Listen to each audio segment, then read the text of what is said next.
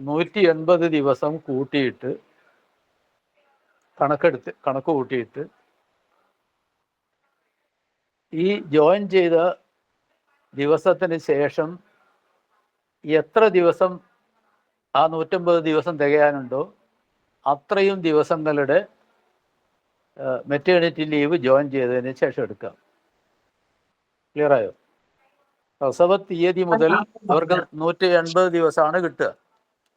180 ദിവസം കിട്ടുന്ന അവസരത്തിൽ അവർ കുറച്ച് ദിവസം ജോയിൻ ചെയ്യുന്നതിൻ്റെ മുമ്പേ കുറേ കാലം കടന്നുപോയി. ഇനി കിട്ടുക എത്രയാണെന്ന് വെച്ചാൽ പ്രസവിച്ച തീയതി മുതൽ 180 ദിവസം കൂട്ടി നോക്കുക മുന്നോട്ട് എത്ര ദിവസം വരെ ഉണ്ടെന്നുള്ളത്. ആ ദിവസം വരെ കണക്ക് കൂട്ടിയിട്ട് അവർ ജോയിൻ ചെയ്യണമല്ലോ. ഒരു ജോലി കിട്ടിക്കഴിഞ്ഞാൽ ജോയിൻ ചെയ്തതിന് ശേഷം നേരത്തെ കണക്ക് കൂട്ടിയ 150 ദിവസം കണക്ക് കൂട്ടിയ വെച്ച ദിവസത്തിലേക്ക് എത്ര ദിവസം ശേഷിപ്പുണ്ടോ ബാലൻസ് ഉണ്ടോ അത്രയും ദിവസം മെറ്റേണിറ്റി ലീവ് എടുക്കാം. അതിന് മെഡിക്കൽ സർട്ടിഫിക്കറ്റ് നിർബന്ധം.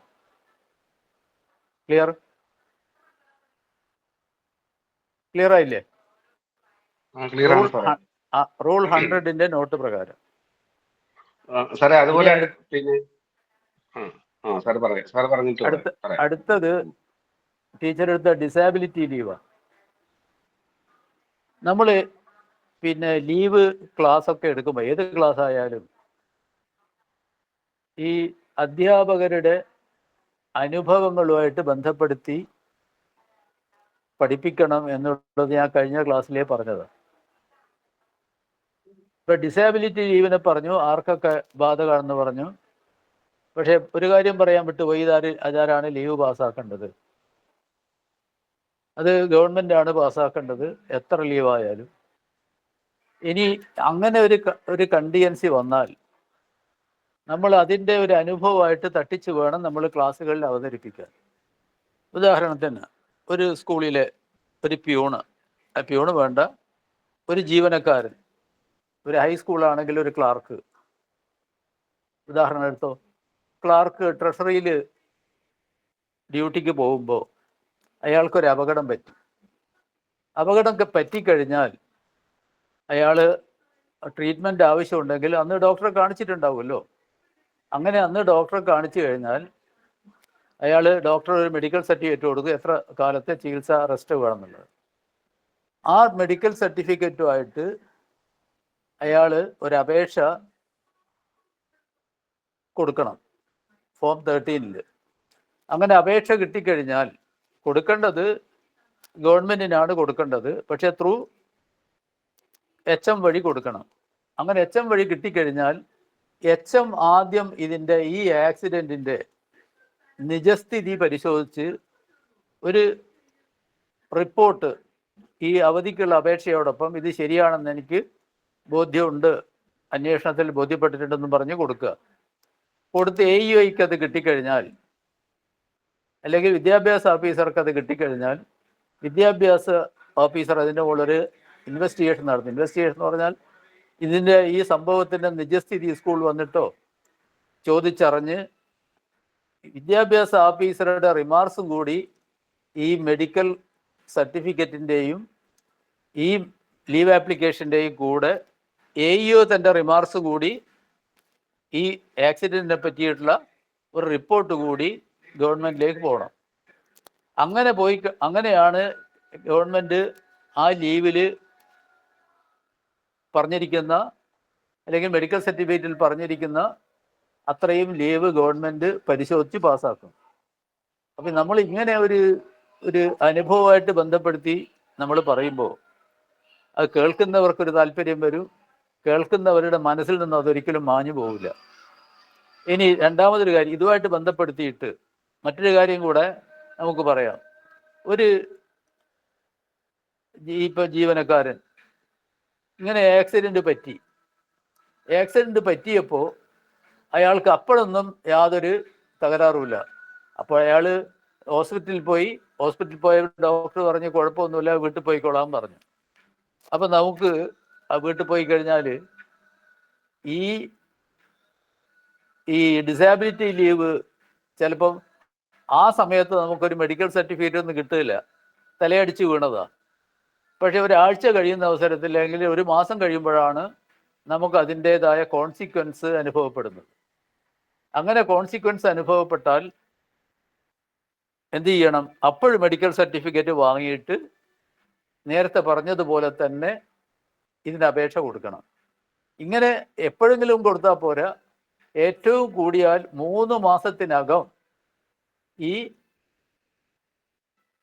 ഈ മെഡിക്കൽ സർട്ടിഫിക്കറ്റ്, അതായത് ചികിത്സക്ക് വേണ്ടിയുള്ള സമയപരിധി നിർണയിച്ചുകൊണ്ടുള്ള ഡോക്ടറുടെ മെഡിക്കൽ സർട്ടിഫിക്കറ്റ് 3 മാസത്തിനുള്ളിൽ ഹാജരാക്കണം.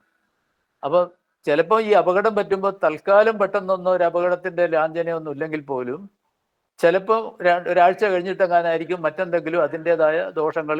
ഇപ്പം തലച്ചോറിലൊക്കെ ബ്ലീഡിംഗ് ഒക്കെ ഉണ്ടായിട്ടുണ്ടെങ്കിൽ ചിലപ്പോൾ പാരാലിസിസ് ഒക്കെ വരും. അപ്പം നമ്മൾ പെട്ടെന്ന് ഒരു അപകടം വന്നപ്പോൾ നമ്മളാരും അറിയില്ല. അയാൾ വീട്ടിൽ പോയി കുറച്ച് 2 ദിവസം കഴിഞ്ഞപ്പോഴാണ് അത് വർദ്ധിച്ച് പാരാലിസിസിലേക്കൊക്കെ പോവുക ആ വീഴ്ചയിൽ. അപ്പം അത്തരം സന്ദർഭങ്ങളിൽ ഈ പറയുന്ന അപകടം ഉണ്ടായപ്പോൾ തന്നെ എന്ത് വേണ്ട, ഒരു മെഡിക്കൽ സർട്ടിഫിക്കറ്റും വാങ്ങി ഹാജരാക്കി ലീവിന് അപേക്ഷിക്കേണ്ട. നമ്മൾ ഡിറ്റക്റ്റ് ചെയ്യുന്നത് എപ്പോഴാണോ ആ സമയത്ത് നമ്മൾ അപേക്ഷിക്കാം. പക്ഷേ 3 മാസത്തിനുള്ളിൽ എന്ത് ചെയ്യണം? ഇതിൻ്റെ റിപ്പോർട്ട് കൊടുക്കണം. അടുത്തത്, ഇനി ഒരാൾ പിന്നെ ഇത് ചികിത്സിച്ചിട്ട് ഒരു ഡോക്ടർ ഇപ്പം തൽക്കാലം ഒരു 2 ആഴ്ച അല്ലെങ്കിൽ ഒരു മാസത്തേക്ക് ലീവിന് അപേക്ഷ ഒരു മെഡിക്കൽ സർട്ടിഫിക്കറ്റ് തന്നു എന്ന് വിചാരിക്കുക. അത് ഗവൺമെൻറ് നമുക്ക് അനുവദിച്ച് വന്നാൽ പിന്നീടും നമുക്ക് ഇതുമായിട്ട് ബന്ധപ്പെട്ട ഏതെങ്കിലും അനുബന്ധമായിട്ട് ഇതുമായിട്ട് ബന്ധപ്പെട്ടൊരു മറ്റൊരു അസുഖം ഉണ്ടായാൽ അപ്പോഴും നമുക്ക് മെഡിക്കൽ സർട്ടിഫിക്കറ്റ് വാങ്ങിയിട്ട് നേരത്തെ ഞാൻ പറഞ്ഞ ആ പ്രോസസ്സോടുകൂടി തന്നെ വീണ്ടും അപേക്ഷ കൊടുക്കാം. പക്ഷേ അത് ഒരു മാക്സിമം ടൈം ലിമിറ്റ് ഉണ്ട് എന്നാണ് എൻ്റെ ഓർമ്മ. 24 മാസത്തിനപ്പുറത്തേക്ക് എന്ത് തന്നെയായാലും ഇത് കിട്ടുകയില്ല. അപ്പോൾ ഇത് ചുരുക്കി പറഞ്ഞു കഴിഞ്ഞാൽ, അപകടം വന്നപ്പോൾ തന്നെ മെഡിക്കൽ സർട്ടിഫിക്കറ്റ് ഉപയോഗിച്ച് നമുക്ക് ഈ ഡിസാബിലിറ്റി ലീവ് എടുക്കാം. അല്ലെങ്കിൽ ഈ ലീവിൽ അപേക്ഷ കൊടുക്കാതെ അതിൻ്റെ കോൺസിക്വൻസ്, അതിൻ്റെ അപകടം പിന്നീടാണ് ബോധ്യപ്പെടുന്നത്, പിന്നീട് അതാണ് അനുഭവത്തിൽ വരുന്നതെങ്കിൽ അപ്പോഴും മെഡിക്കൽ സർട്ടിഫിക്കറ്റ് കൊടുത്താൽ മതി. ഇതാണ് ഇതിൻ്റെ ഒരു പ്രത്യേകത. പക്ഷെ ഇനി നിങ്ങൾ ഇത് ഈ സ്പെഷ്യൽ ഡിസാബിലിറ്റി ലീവ് കഴിഞ്ഞ ഉടനെ തന്നെ പോകേണ്ടത് ഹോസ്പിറ്റൽ ലീവിലാണ്. അതെന്താണ് ഈ ഹോസ്പിറ്റൽ ലീവും സ്പെഷ്യൽ ഡിസാബിലിറ്റി ലീവും തമ്മിലുള്ള ബന്ധം, അല്ലെങ്കിൽ അവ തമ്മിലുള്ള വ്യത്യാസം എന്താ? നമുക്കറിയാം, ഹോസ്പിറ്റൽ ലീവ് താഴ്ന്ന വരുമാനക്കാർ ആണ് ഈ ക്ലാസ് 4 ഉൾപ്പെടെയുള്ള പല ഡിപ്പാർട്ട്മെൻറ്റിലെയും താഴ്ന്ന, ഇപ്പം നമ്മുടെ UP സ്കൂളിലാകുമ്പോൾ പ്യൂണ് അതിൽ വരുന്നതാണ്. OA-മാർക്കും അതുപോലുള്ള താഴ്ന്ന ശമ്പളക്കാർക്കും മാത്രം ഉദ്ദേശിച്ചിട്ടുള്ളതാണത്. അതിൻ്റെ ഒരുപാട് കാറ്റഗറി അതിൽ കൊടുത്തിട്ടുണ്ട്. ഈ വാച്ചർ അതുപോലുള്ള കുറേ ആളുകൾ. പിന്നെ പോലീസ് ഓഫീസേഴ്സ് എന്ന് പറഞ്ഞു കഴിഞ്ഞാൽ സിവിൽ പോലീസ് ഓഫീസേഴ്സ് ഇല്ലേ, അവർക്കും ഇത് ഹോസ്പിറ്റൽ ലീവ് കൊടുക്കാൻ ഉത്തരവായിട്ടുണ്ട്. അപ്പോൾ ഇങ്ങനെ ഇവർക്ക് സിവിൽ പോലീസ് ഓഫീസർക്ക് ഈ ഹോസ്പിറ്റൽ ലീവ് കൊടുക്കുമ്പോൾ ഇതാരാണ് കൊടുക്കേണ്ടത്? ഇത് ലീവ് സാങ്ഷൻ ചെയ്യുന്ന അതോറിറ്റിക്ക് കൊടുക്കാം. ലീവ് സാങ്ഷൻ ചെയ്യുന്ന അതിൽ റൂള് പറഞ്ഞാൽ എന്താ? ദി അതോറിറ്റി എന്നാ പറഞ്ഞിട്ടുള്ളൂ. അത് ഗവൺമെന്റ് ആണോ നമ്മളൊന്നും പറഞ്ഞില്ല. പലരുടെയും ധാരണ ഹോസ്പിറ്റൽ ലീവ് ഗവൺമെന്റ് പാസ്സാക്കണം എന്നാണ്. ഹോസ്പിറ്റൽ ലീവ് പാസ്സാക്കാൻ ഗവൺമെന്റിന്റെ ആവശ്യമൊന്നുമില്ല. പക്ഷേ ഞാൻ നേരത്തെ പറഞ്ഞ ഈ സിവിൽ പോലീസ് ഓഫീസർക്ക് 6 മാസം വരെ ഉള്ള കാലത്തേക്കുള്ള ഹോസ്പിറ്റൽ ലീവ് അവിടുത്തെ head of the office leave sanctioning അതോറിറ്റിക്ക് കൊടുക്കാം. പക്ഷേ 6 മാസത്തിൽ കവിഞ്ഞ ലീവ് കൊടുക്കാനുള്ള അധികാരം ഗവൺമെന്റിന് മാത്രം, അവരുടെ കാര്യത്തിൽ മാത്രം. അതേ അവസരത്തിൽ മറ്റേതൊക്കെ ലീവ് സാങ്ഷനിങ് അതോറിറ്റി ആരാണോ ദി അതോറിറ്റി എന്ന് പറഞ്ഞാൽ ലീവ് സാങ്ഷനിങ് അതോറിറ്റിയാണ്. ഹെഡ്മാഷക്ക് തന്നെ അത് പാസ്സാക്കി കൊടുക്കാം. ഇനി അതിനകത്തുള്ള മറ്റൊരു കാര്യം എന്താന്ന് പറഞ്ഞാൽ, ഇവ തമ്മിലുള്ള ഞാൻ പറഞ്ഞു ഇവ തമ്മിലുള്ള വ്യത്യാസം, ഒന്ന് ഗവൺമെന്റേ പാസ്സാക്കാൻ പാടുള്ളൂ ഏത് ഡിസാബിലിറ്റി ലീവ്. പക്ഷേ hospital leave head of the ഓഫീസിന് പാസ്സാക്കാം. അതിന് മറ്റൊരു ആരെങ്കിലും ചോദിച്ചാൽ അതെങ്ങനെയാണ് പാസ്സാക്കുക എന്ന് ചോദിച്ചു കഴിഞ്ഞാൽ, നിങ്ങൾ മനസ്സിലാക്കേണ്ട ഒരു ചോദ്യം, അതെവിടെയാണ് പറയുന്നതെന്ന് ചോദിച്ചു കഴിഞ്ഞാൽ, KER-ലെ 14A റൂൾ 58(4) പ്രകാരം അതിൽ പറയുന്നുണ്ട് പ്രൈമറി ഹെഡ്മാസ്റ്റർമാരുടെ അധികാരം ഏതൊക്കെയാ? ഈ 120 ദിവസത്തിൽ കവിഞ്ഞ LWAയും സ്പെഷ്യൽ ഡിസാബിലിറ്റി ലീവും ഒഴികെയുള്ള മറ്റെല്ലാ ലീവും പാസ്സാക്കാനുള്ള അധികാരം പ്രൈമറി ഹെഡ്മാസ്റ്റർക്ക് കൊടുത്തിട്ടുണ്ട്. ഇപ്പം ഇതൊന്നും അറിയാതെ ആളുകൾക്ക് ഒരു സ്പെഷ്യൽ കാഷ്വൽ ലീവിൻ്റെ അപേക്ഷ കിട്ടിയിട്ടുണ്ടെങ്കിൽ AOS ഓഫീസിൽ ചെന്ന് നോക്കും, എന്താ ഈ സ്പെഷ്യൽ കാഷ്വൽ ലീവ് എനിക്ക് പാസ്സാക്കാവോ എന്ന്. അങ്ങനെ ഏത് ലീവും, അതായത് കാഷ്വൽ ലീവ് ഒഴികെയുള്ള മറ്റെന്തെങ്കിലും ലീവ് വന്നു കഴിഞ്ഞാൽ അവിടെ പോയി അന്വേഷിക്കും. അപ്പോൾ ഇതിൽ ഹോസ്പിറ്റൽ ലീവിന് നമ്മൾ ആരെയും സമീപിക്കേണ്ട ആവശ്യമില്ല, നമുക്ക് തന്നെ പാസ്സാക്കാം. അത് വളരെ കുറഞ്ഞ ശമ്പളക്കാർ, ക്ലാസ് 4 ഉൾപ്പെടെയുള്ള വളരെ കുറഞ്ഞ ശമ്പളക്കാർക്ക് മാത്രമേ അതിൻ്റെ ബെനിഫിറ്റ് ഉള്ളൂ. അതില്ലാത്ത ആളുകൾക്ക്, ഉയർന്ന ശമ്പളക്കാരൊക്കെ എവിടെ പോയി വാങ്ങണം? ഗവൺമെൻറ് പോയിട്ട് ഈ പറയുന്ന റൂൾ 97 പ്രകാരമുള്ള നടപടിക്രമം പാലിച്ചുകൊണ്ട് എന്ത് ചെയ്യണം? ഗവൺമെൻറ് പോയിട്ട് ലീവ് സാങ്ഷൻ ചെയ്ത് പാസ്സാക്കണം.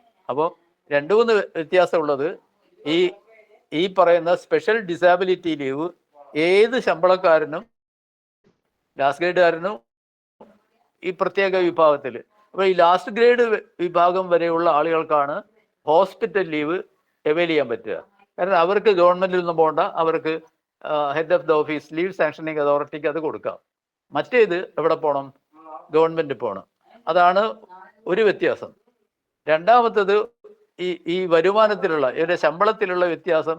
ഇവ ഡിസാബിലിറ്റി ലീവും ഹോസ്പിറ്റൽ ലീവും തമ്മിൽ അത് ഒരു ഡിമാർക്കേഷൻ ഉണ്ട്. ചില വിഭാഗത്തിന് മാത്രം ഹോസ്പിറ്റൽ ലീവ് ഉള്ളൂ, മറ്റെല്ലാ വിഭാഗത്തിനുള്ളത് ഡിസാബിലിറ്റി ലീവാണ്. ഇതിൽ തന്നെ അല്ലെങ്കിൽ മറ്റു സംഗതികളൊക്കെ ഏകദേശം സമാനമാണ് എന്നുള്ള കാര്യം നമ്മൾ മനസ്സിലാക്കുക. അപ്പോൾ ഞാൻ പറഞ്ഞു വന്നത്, ഹോസ്പിറ്റൽ ലീവ് എടുത്തതിന് ശേഷം ഡിസാബിലിറ്റി ലീവ് എടുത്തതിന് ശേഷം തൊട്ടടുത്ത് ഹോസ്പിറ്റൽ ലീവിലേക്ക് പോയി കഴിഞ്ഞാൽ ഈ 2 ലീവ് തമ്മിലുള്ള അടിസ്ഥാനപരമായ വ്യത്യാസം എന്താണെന്ന് നമുക്കത് മനസ്സിലാക്കി കൊടുക്കാൻ സാധിക്കും. അല്ലെങ്കിൽ എന്തായെന്ന് പറഞ്ഞാൽ, നമ്മളൊരു ഡിസാബിലിറ്റി ലീവ് എടുത്ത് അത് കഴിഞ്ഞിട്ട് മെറ്റേണിറ്റി ലീവ് എടുത്തു, വീണ്ടും ഹോസ്പിറ്റൽ ലീവ് എടുക്കുമ്പോൾ ഈ കേൾക്കുന്ന ആളുടെ മനസ്സിലുണ്ടായി, കുറച്ച് മുമ്പല്ലേ ഇത് പറഞ്ഞേ, അപ്പം ഇത് തമ്മിൽ എന്താ വ്യത്യാസം? ഒന്ന് പ്യൂണിനും മറ്റേത് എല്ലാവർക്കും. അങ്ങനെയുള്ള ചില തെറ്റായ ധാരണകൾ ഉണ്ടാകും.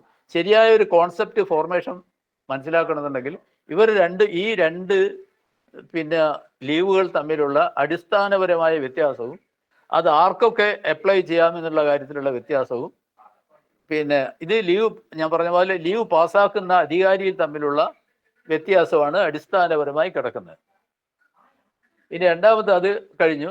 രണ്ടാമത് പറഞ്ഞത് മെറ്റേണിറ്റി ലീവിൽ പറഞ്ഞു പോകുമ്പോൾ ഒന്ന് ശ്രദ്ധിക്കാനുള്ളത്, ഒരു വർഷത്തിൽ കവിയുന്ന കാലത്തേക്കുള്ള ഒഴിവിൽ നിയമിക്കപ്പെട്ട ആളുകൾക്ക് മെറ്റേണിറ്റി ലീവ് ഉണ്ട്, ലീവ് വേക്കൻസിയിൽ നിയമിക്കപ്പെട്ട ആളുകൾക്ക്. അപ്പോൾ സ്വാഭാവികമായിട്ടും ഒരു അപ്പോയിൻമെന്റ് ഒരു കാലത്തിനപ്പുറമാണെങ്കിൽ നമുക്ക് മെറ്റേണിറ്റി ലീവ് അവകാശപ്പെടായിരുന്നു ഒരു ഘട്ടം വരെ. പക്ഷെ 2011 കേരള ഹൈക്കോടതിയുടെ ഒരു വിധി പ്രകാരം ഈ ഒരു വർഷത്തിൽ കവിഞ്ഞ കാലം ജോലി ചെയ്താൽ മാത്രമേ എന്തിന് അർഹതയുള്ളൂ? ലീവ് വേക്കൻസിക്കാർക്ക് മെറ്റേണിറ്റി ലീവിന് അർഹതയുള്ളൂ. പറഞ്ഞത് മനസ്സിലായില്ലേ? ആ റൂള് പറഞ്ഞത് കണ്ടിന്യൂയിങ് എന്നാ, ഒരു വർഷത്തിൽ കവിഞ്ഞ കാലത്തേക്ക് തുടരുന്ന വേക്കൻസിയിൽ നിന്ന് അത് റൂള് പറഞ്ഞിട്ടുണ്ടെങ്കിലും ഒരു വർഷക്കാലത്തേക്ക് അധികം കണ്ടിന്യൂ ചെയ്താൽ മാത്രമേ ഈ ലീവ് വേക്കൻസിക്കാർക്ക് മെറ്റേണിറ്റി ലീവ് ഉള്ളൂ എന്ന കാര്യം നമ്മളൊന്ന് കൃത്യമായിട്ടൊന്ന് സ്ട്രെസ് ചെയ്ത് പറഞ്ഞു കൊടുക്കണം. പിന്നെ മറ്റൊരു കാര്യം, ഈ മെറ്റേണിറ്റി ലീവിൽ റൂൾ 100 ആണ് മെറ്റേണിറ്റി ലീവ്. ഈ റൂൾ 100 പ്രകാരമുള്ള മെറ്റേണിറ്റി ലീവ് നമ്മൾ എടുത്തു കഴിഞ്ഞ് അതിനോടൊപ്പം അനുബന്ധമായി പിന്നെ മെഡിക്കൽ സർട്ടിഫിക്കറ്റോടുകൂടി ഏത് തരം ലീവും അനുവദിക്കാമെന്ന് ടീച്ചർ പറഞ്ഞിട്ടുണ്ട്. പിന്നെ ഈ മെറ്റേണിറ്റി ലീവ് തൊട്ട് വരുന്ന 60 ദിവസത്തിൽ കവിയാത്ത ലീവ് അനുവദിക്കാൻ, LWA ഉൾപ്പെടെ അനുവദിക്കാൻ അതിനൊരു മെഡിക്കൽ സർട്ടിഫിക്കറ്റിൻ്റെ ആവശ്യമില്ല, അതെല്ലാം സർവീസ് ആനുകൂല്യങ്ങൾക്ക് കൂട്ടും. അതിനുശേഷം ഈ മെഡിക്കൽ സർട്ടിഫിക്കറ്റോടുകൂടി തന്നെ ഈ പറയുന്ന റൂൾ 102 ഒരു നോട്ട് പ്രകാരം ടീച്ചർ പറഞ്ഞിട്ടുണ്ട്, ഈ പ്രസവിച്ച അമ്മയുടെ സാന്നിധ്യം, സാമീപ്യം കുട്ടികൾക്ക് അനിവാര്യമാണ്, പ്രസൻസ് അനിവാര്യമാണ് എന്നിങ്ങനെയുള്ള സാഹചര്യങ്ങളിൽ മെഡിക്കൽ സർട്ടിഫിക്കറ്റ് വാങ്ങിയിട്ട് ലീവ് എടുക്കാമെന്ന് പറഞ്ഞു. ഈ കേസിലാണ് ലീവ് എടുക്കുന്നതെങ്കിൽ നമുക്ക് അനുവദിക്കാൻ പാടില്ലാത്ത ഒരൊറ്റ ലീവുണ്ട്, അത് കമ്മ്യൂട്ടർ ലീവാണ്. മനസ്സിലായില്ലേ? റൂൾ 102-ന്റെ നോട്ട് പ്രകാരം റെഗുലർ ലീവ് എന്ന് പറഞ്ഞു തുടങ്ങിയിട്ട് റെഗുലർ ലീവ് കൊടുക്കാം. ആർക്ക്? ഈ പ്രസവിച്ച കുട്ടിക്ക് അമ്മയുടെ സാമീപ്യം ആവശ്യമുണ്ട്, കുട്ടിക്ക് അമ്മയുടെ പരിചരണം ആവശ്യമുണ്ട് എന്നുള്ള കാരണത്താൽ ഒരു മെഡിക്കൽ ആ സംഗതി കാണിച്ചുകൊണ്ട് ഒരു മെഡിക്കൽ സർട്ടിഫിക്കറ്റ് ഹാജരാക്കിയാൽ നമുക്ക് ഈ റെഗുലർ ലീവ് അനുവദിക്കാം. പക്ഷേ റെഗുലർ ലീവ് അനുവദിക്കുന്ന അവസരത്തിൽ അതിൻ്റെ താഴെ ഒരു എക്സ്പ്ലനേഷൻ കൊടുത്തിട്ടുണ്ട്. റെഗുലർ ലീവ് ഇൻക്ലൂഡ്സ് എന്ന് പറഞ്ഞിട്ട് എന്തൊക്കെയാണ് കൊടുത്തത്? പിന്നെ ഏൺ ലീവ്, ഹാഫ് പേ ലീവ്, LWA, പിന്നെ ലീവ് നോട്ട് അത് നോക്കണ്ട നമ്മൾ. ഈ 3 തരം ലീവാണ് അതിൽ ഉൾപ്പെടുന്നത്. അപ്പോൾ കുട്ടിയുടെ പരിചരണത്തിന് വേണ്ടി ഉള്ള ഒരു കാരണത്താൽ അമ്മക്ക് ലീവ് കൊടുക്കുന്നുണ്ടെങ്കിൽ അമ്മക്ക് എന്തേ എടുത്തുവിടൂ? കമ്മ്യൂട്ടർ ലീവ് എടുത്തുവിടാ, ഹാഫ് പേ ലീവോ അല്ലെങ്കിൽ ഏൺ ലീവോ LWO, ഈ 3-ൽ ഏതെങ്കിലും ഒന്നേ എടുത്തുവിടൂ. അതിനൊരു റെസ്ട്രിക്ഷൻ ഉണ്ട് എന്ന് നിങ്ങൾ ഓർമ്മിക്കണം. ഏത് തരം ലീവും എടുക്കാം. എങ്ങനെ എടുക്കാം? മെറ്റേണിറ്റി ലീവിനോട് ചേർന്നിട്ട് നിങ്ങൾക്ക് ഏത് തരം ലീവ് എടുക്കാം, മെഡിക്കൽ സർട്ടിഫിക്കറ്റോട് കൂടി. പക്ഷെ ആ മെഡിക്കൽ സർട്ടിഫിക്കറ്റ് എന്താ? ആ മെഡിക്കൽ സർട്ടിഫിക്കറ്റ് നിങ്ങൾ ഈ പ്രസവിച്ച സ്ത്രീക്ക് എന്തെങ്കിലും അസുഖമാണ്, മറ്റെന്തെങ്കിലും പ്രയാസങ്ങളാണ്, ശാരീരികമായ പ്രയാസങ്ങളാണ് എന്നാണ് ഡോക്ടർ തരിക. ആ കാരണത്താൽ നിങ്ങൾക്ക് ഏത് തരം ലീവ് എടുക്കാം. പക്ഷേ നിങ്ങൾക്ക് കുട്ടിയുടെ പരിചരണത്തിന് വേണ്ടിയാണ്, അങ്ങനെയുള്ളൊരു മെഡിക്കൽ സർട്ടിഫിക്കറ്റ് ആണ് നിങ്ങൾ ഹാജരാക്കി ലീവ് എടുക്കുന്നതെങ്കിൽ അവിടെ നിങ്ങൾക്ക് എന്ത് കിട്ടില്ല? കമ്മ്യൂട്ടർ ലീവ് കിട്ടില്ല, അതിന് വകുപ്പില്ല. അത് ഈ പറയുന്ന റൂൾ 102-ന്റെ നോട്ടിന് ചുവടെ കൊടുത്ത ഒരു എക്സ്പ്ലനേഷൻ ഉണ്ട്. ആ എക്സ്പ്ലനേഷനാണ് ഈ കമ്മ്യൂട്ടർ ലീവ് അനുവദിക്കാതിരിക്കാനുള്ള ഒരു കാരണം. ഇത്രയേ. പിന്നെ ഇനി മറ്റൊന്നുള്ളത്, നിങ്ങൾക്കറിയാം 102B paternity leave, 102B paternity leave അല്ല, 102A child adoption leave, 102B paternity leave. പിന്നെ 2019-ൽ ചേർത്ത മറ്റൊരു തരം ലീവുണ്ട്, സ്പെഷ്യൽ ലീവിൽപ്പെട്ട. അത് leave connected to enquiry into sexual harassment. ലൈംഗിക പീഡനത്തിൻ്റെ പേരിൽ ഒരാള് പിന്നെ എൻക്വയറിക്ക് ഹാജരാവുകയാണെങ്കിൽ അയാൾക്ക് പരമാവധി 90 ദിവസം വരെ അവധി കൊടുക്കും. പക്ഷേ ഈ സെക്ഷൽ ഹറാസ്മെന്റിന്റെ എൻക്വയറിക്ക് മുമ്പ് നിങ്ങൾക്ക് എടുക്കാൻ പറ്റൂല, എൻക്വയറിക്ക് ശേഷം എടുക്കാൻ പറ്റൂല. ഈ എൻക്വയറി പീരീഡിൽ മാത്രം എടുക്കാവുന്ന ലീവാണെന്ത്? Leave connected to enquiry into sexual harassment. അത് 102C ആയിട്ടാണ് KSR-ൽ അത് ഉൾപ്പെടുത്തിയത്. അതിനിപ്പം പറയുമ്പം ഇതും നമ്മുടെ നാട്ടിലൊക്കെ ഇഷ്ടംപോലെ നടക്കുന്ന ഒരു കൃഷിയാണെന്ത്? ഈ സെക്ഷൽ ഹറാസ്മെന്റ്.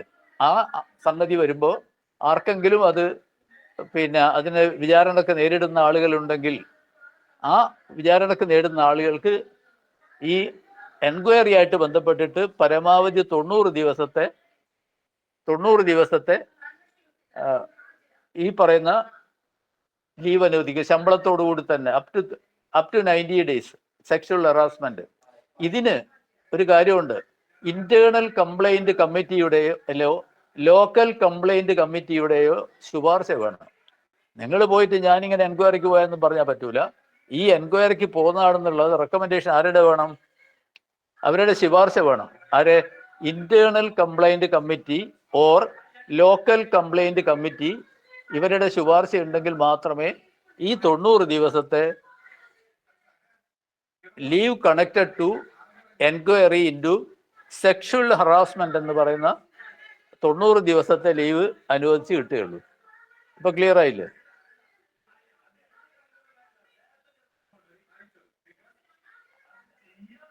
എൻക്വയറിക്ക് മുമ്പും ശേഷവും കിട്ടൂല എന്നുള്ള കാര്യം മനസ്സിലാക്കണം. എൻക്വയറി പീരീഡിൽ മാത്രമേ ഈ ലീവ് കിട്ടൂ.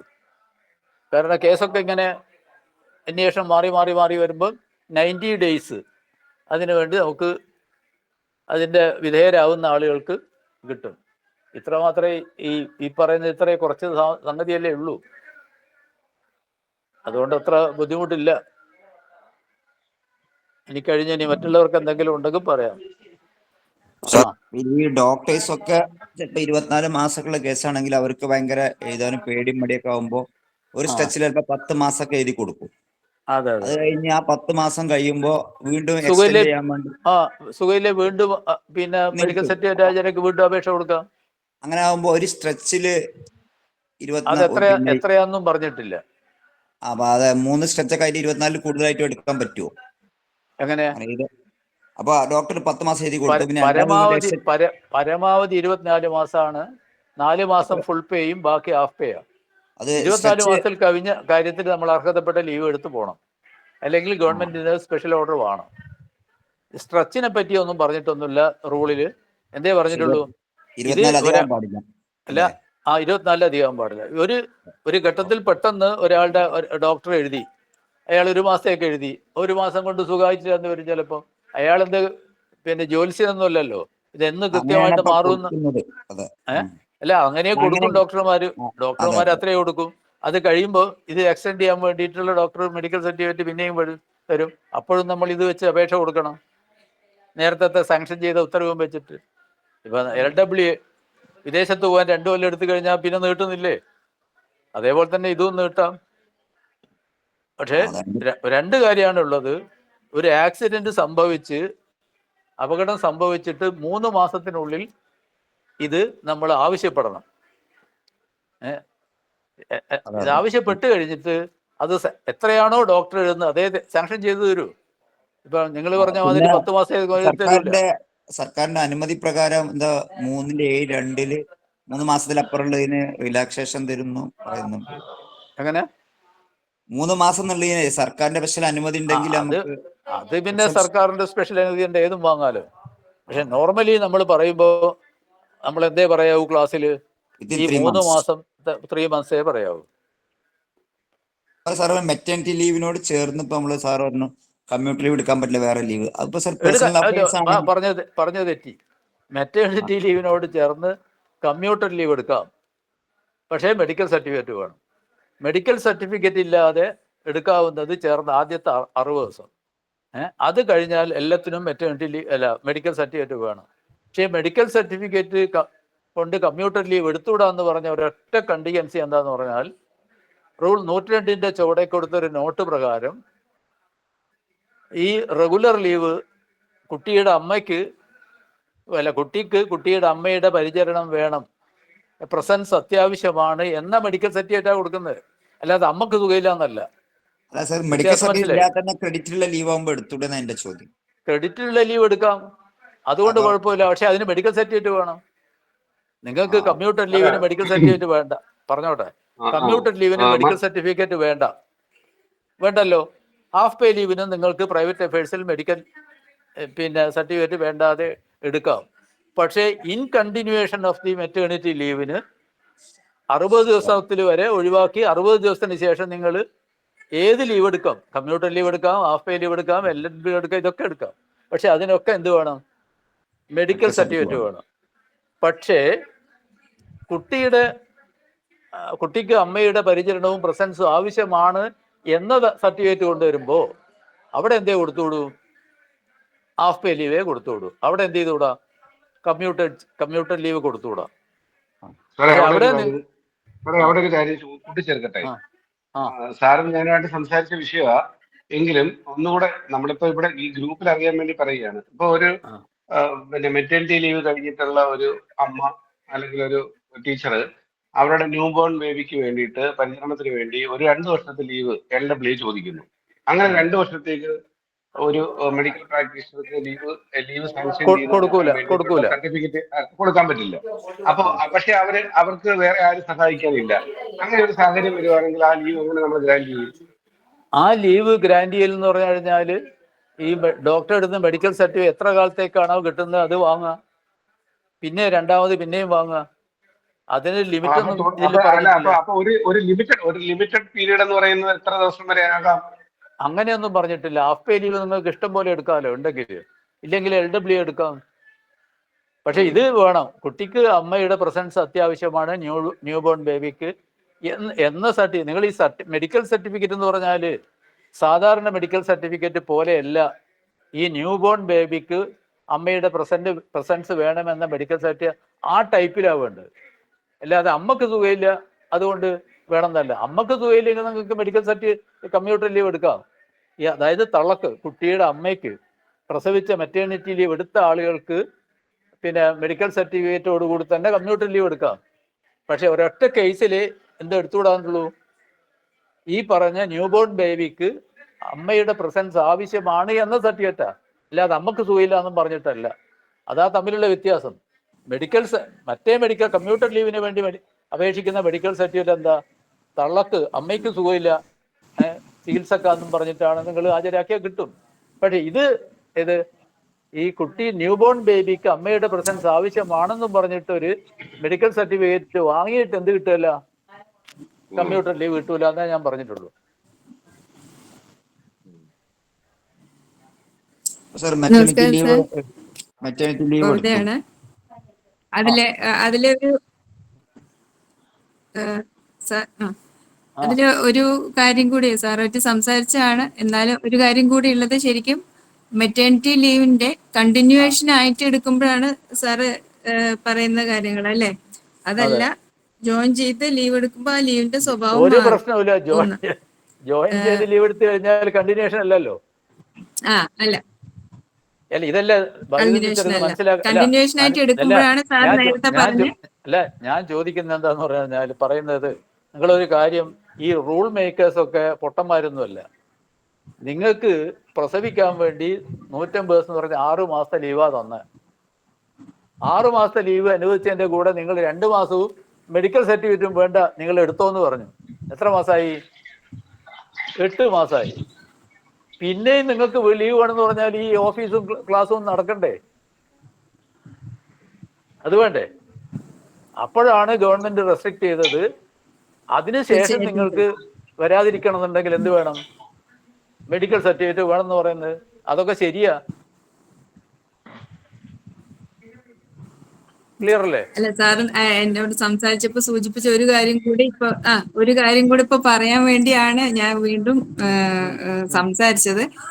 സാർ അന്ന് സംസാരത്തിൽ പറഞ്ഞിരുന്നു, നമുക്ക് ആ മെഡിക്കൽ സർട്ടിഫിക്കറ്റ് പ്രൊഡ്യൂസ് ചെയ്യുന്ന കാര്യത്തില് ഒരു ജീവനക്കാരി ഇത്തരത്തിലൊരു സർട്ടിഫിക്കറ്റ് പ്രൊഡ്യൂസ് ചെയ്താലും അതിന് നമുക്കൊരു സെക്കൻഡ് ഒപ്പീനിയൻ പോലെ ഒന്ന് ആവശ്യപ്പെടാമെന്ന്. അതുകൂടി ശരിക്കും പറഞ്ഞാൽ ഇവിടെ പറയേണ്ടതാണെന്ന് തോന്നി. സാർ അന്ന് സംസാരിച്ചപ്പോൾ വളരെ കൃത്യമായിട്ട് എനിക്ക് മനസ്സിലായി, കാര്യങ്ങൾ എനിക്ക് മനസ്സിലായിരുന്നു. പക്ഷെ എല്ലാവരും അറിവിലേക്ക് വേണ്ടി ഒന്ന് പറഞ്ഞാൽ നല്ലതാണെന്ന് തോന്നുന്നു. കാരണം അത്രയും കേസുകൾ നമ്മൾ അത്രമാത്രം ശ്രദ്ധിക്കുന്നതല്ലല്ലോ. അല്ല, ഈ പറയുന്ന രീതിയിൽ മെറ്റേണിറ്റി ലീവിനോടനുബന്ധിച്ച് 6 മാസം കൊടുത്തു മെറ്റേണിറ്റി ലീവ്. 2 മാസം പിന്നെയും LW ഉൾപ്പെടെയുള്ള എന്ത് ലീവ് എടുത്തു കഴിഞ്ഞാലും ഇൻക്രിമെന്റൊക്കെ കൂട്ടാനുള്ള പിന്നെയും കൊടുത്തു. ഒരു സർട്ടിഫിക്കറ്റും വേണ്ട. എത്രയായി? 8ആയി. 8ന് ശേഷം ഒരാൾ വീണ്ടും ഒരു കമ്മ്യൂട്ടർ ലീവിനോ മെഡിക്കൽ സർട്ടിഫിക്കറ്റ് എടുത്തിട്ടോ ലീവിന് അപേക്ഷിക്കുമ്പോൾ നമുക്കത് അതിൻ്റെ ചില കാര്യങ്ങളിലൊക്കെ ശരിയായിരിക്കാം. കാരണം ചിലർക്കൊക്കെ ചില ബുദ്ധിമുട്ടുകളൊക്കെ ഉണ്ടായെന്ന് വരാം. പക്ഷേ മറ്റൊരു ചില ആവശ്യങ്ങൾക്ക് വേണ്ടി ഇതിൻ്റെ മറവിൽ ഒരു ലീവ് എടുത്ത് പോകുമ്പോൾ നിങ്ങൾക്ക് അവിടെയും സെക്കൻഡ് മെഡിക്കൽ ഒപ്പീനിയൻ ആവശ്യപ്പെടാം. അതിൽ സംശയമില്ല. പക്ഷെ ഏത് ഈ ചൈൽഡിൻ്റെ കാര്യത്തിൽ, കാരണം അമ്മയ്ക്കല്ല ഉള്ളത്, ആർക്കാ? കുഞ്ഞിനാ ഉള്ളത്. അതിനൊരു റെസ്ട്രിക്ഷൻ ഒന്നും ഏർപ്പെടുത്തിയിട്ടില്ല.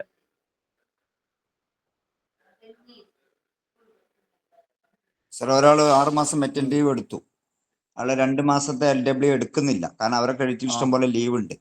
അപ്പൊ ബാക്കി അതിനോട് ചേർന്ന് കമ്മ്യൂട്ടർ ലീവ് എടുത്തൂടെ മെഡിക്കൽ സർട്ടിഫിക്കറ്റ് ഇല്ലാതെ? 2 മാസം വരെ നിങ്ങൾക്ക് എന്ത് വേണമെങ്കിലും എടുക്കാം. 2 മാസം കവിയുന്ന കാലത്തേക്ക് എടുക്കണമെങ്കിൽ മെഡിക്കൽ സർട്ടിഫിക്കറ്റ് വേണം. ഞാൻ പറഞ്ഞ അതിൻ്റെ ഒരു സ്പിരിറ്റ് ഇതാ. 6 മാസം ലീവ് കൊടുത്തു, പിന്നെ 2 മാസം കൂടെ ഒരു കണ്ടീഷൻ ഇല്ലാതെ അൺകണ്ടീഷണലായിട്ടാണ് ഗവൺമെന്റ് 2 മാസം കൂടെ കൊടുത്ത്. അപ്പോൾ 8 മാസമായി. പിന്നെയും ലീവ് വേണമെന്നുണ്ടെങ്കിൽ അതെന്താവണം? അതിന് മെഡിക്കൽ സർട്ടിഫിക്കറ്റ് വേണം. ഇനി മെഡിക്കൽ സർട്ടിഫിക്കറ്റ് ഒരു ആവശ്യമില്ലാത്തതാണ് ഒരാൾ ലീവ് എടുത്ത് എന്ന് തോന്നിയിട്ടുണ്ടെങ്കിൽ നിങ്ങൾക്ക് സെക്കൻഡ് മെഡിക്കൽ ഒപ്പീനിയൻ ആവശ്യപ്പെടാം.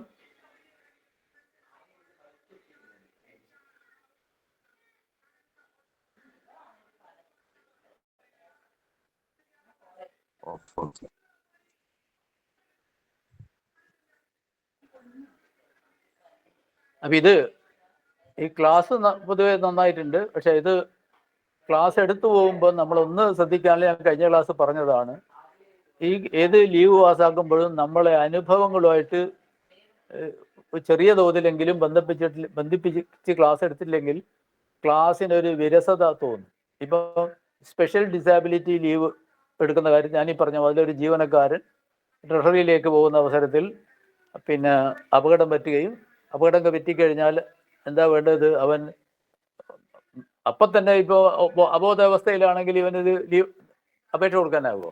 അപ്പോൾ അവനെ ഹോസ്പിറ്റലൈസ് ചെയ്തു ക്ലിയർ ആവുന്ന അവസരത്തിലേക്കും അവൻ എന്ത് ചെയ്യണം? ഒരു അപേക്ഷ തയ്യാറാക്കി കൊടുക്കണം. ഫോൺ 13 മെഡിക്കൽ സർട്ടിഫിക്കറ്റ് ഒക്കെ വെച്ചിട്ട് എങ്ങനെയാണ് സംഭവിച്ചതെന്നുള്ളൊരു കാര്യം കൂടെ അവനെ എഴുതി അറിയിക്കും. അങ്ങനെ എഴുതി അറിയിച്ചു കഴിഞ്ഞാൽ നമ്മുടെ ഹെഡ്മാഷ് അതിൻ്റെ മുകളിലൊരു പ്രാഥമിക അന്വേഷണം നടത്തി ഈ അപകടം ശരിയാണെന്നുള്ള ഒരു റിപ്പോർട്ട് ആർക്ക് കൊടുക്കണം? വിദ്യാഭ്യാസ ഓഫീസർക്ക് കൊടുക്കണം. വിദ്യാഭ്യാസ ഓഫീസർ കിട്ടിക്കഴിഞ്ഞാൽ സ്വാഭാവികമായിട്ട് എന്ത് ചെയ്യണം? ആ സ്ഥലം സന്ദർശിച്ചിട്ട് അപകട സന്ധ്യയെപ്പറ്റി നേരിട്ട് മനസ്സിലാക്കി അയാളുടെ റിപ്പോർട്ടും കൂടി ഗവൺമെൻറ് പോകണം. ഇങ്ങനെ നമ്മൾ പറഞ്ഞു കൊടുത്തു കഴിഞ്ഞാൽ ഈ സ്പെഷ്യൽ ഡിസാബിലിറ്റി ലീവ് എടുക്കുന്ന ആ പ്രോസസ്സ് ഈ കേൾവിക്കാരിൽ ശരിക്കും 50 തറച്ച മാതിരി തറയ്ക്കും. അല്ലാതെ നമ്മൾ 97 ഇങ്ങനെയാ, 97 2 ഇങ്ങനെ, 97 3 ഇങ്ങനെ എന്നല്ലൊക്കെ രീതിയിലൊക്കെ പറഞ്ഞു പോയി കഴിഞ്ഞാൽ ചിലപ്പോൾ നമ്മൾ ഉദ്ദേശിച്ച ഫലം കിട്ടുകയില്ല. അത് ഏത് ക്ലാസ്സിന് നമ്മൾ അഡാപ്റ്റ് ചെയ്യേണ്ട സംഗതി ഇതുപോലുള്ള അനുഭവങ്ങളുമായിട്ട് ഒരു മെറ്റീരിയൽ എക്സാമ്പിളുമായിട്ട് നമുക്ക് ബന്ധപ്പെട്ടിട്ട് എന്ത് ചെയ്യണം? ക്ലാസ് എടുക്കണം.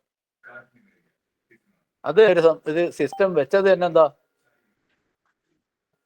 വിട്ടുപോയ സംഗതികളുണ്ടെങ്കിൽ ചൂണ്ടിക്കാണിക്കണം. പിന്നെ ക്ലാസ് കുറച്ചും കൂടി ഇഫക്റ്റീവ് ആക്കണമെങ്കിൽ എന്തെല്ലാം പൊടിക്കൈ വേണം. ഇനി ഈ ക്ലാസ് നടത്തിയ ക്ലാസ് എത്രത്തോളം എഫക്റ്റീവായി നമ്മൾക്ക് ഒരു